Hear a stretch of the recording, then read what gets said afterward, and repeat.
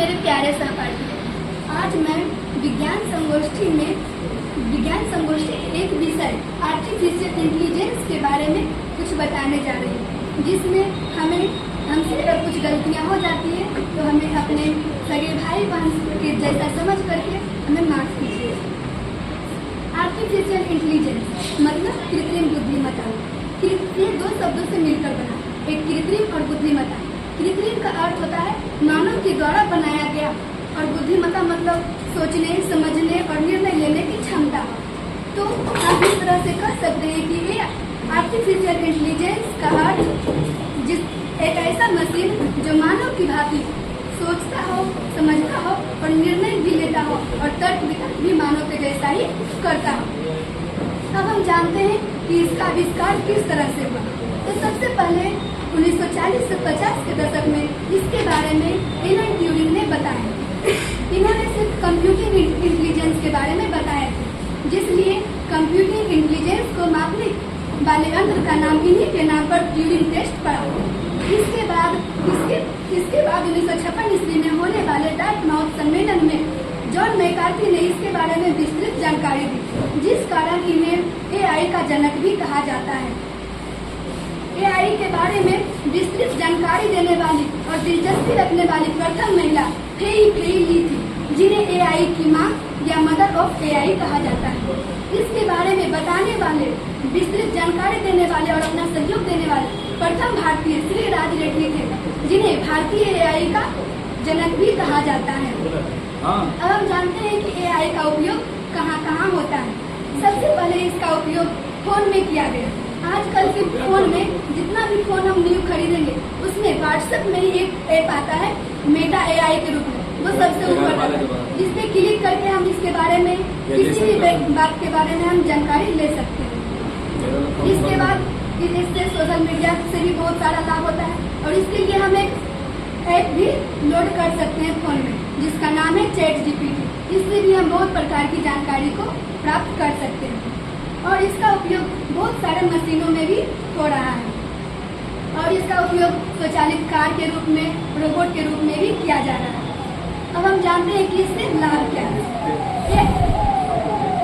अब हम इसके उपयोग तो हो रहा है, इसका उपयोग वर्तमान में भी कुछ, जैसे स्वचालित कार अभी कुछ बना है, लेकिन इसका और अधिक उपयोग भविष्य में किया जाएगा। और वर्तमान में इसका उपयोग बहुत सारे देश कर रहा है, जैसे बहुत सारे अमीर लोग भी इसका उपयोग अपने घर में काम करने वाले के रूप में रखते हैं।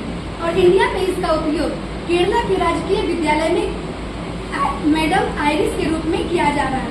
और इसके साथ ही हमारे देश की पहली न्यूज एंकर, जो कि एक महिला है, उसका नाम सना है।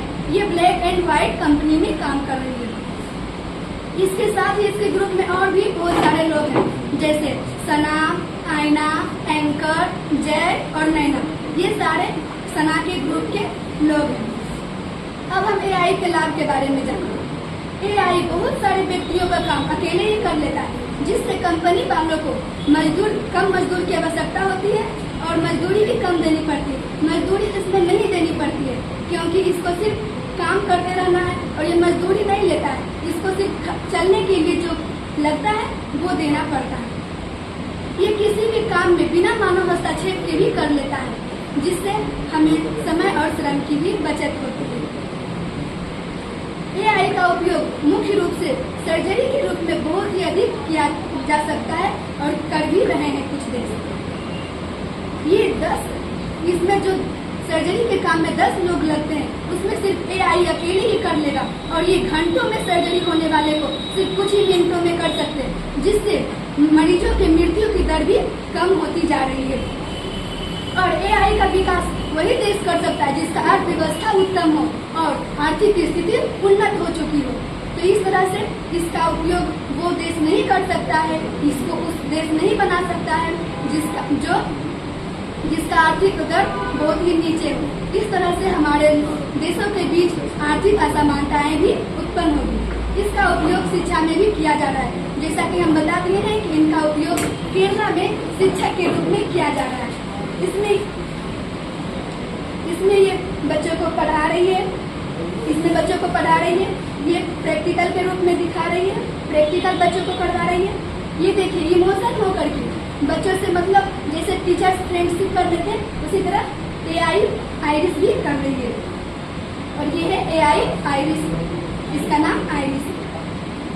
इसी तरह इसका उपयोग न्यूज एंकर के रूप में भी किया जा रहा है। यह है न्यूज एंकर सना।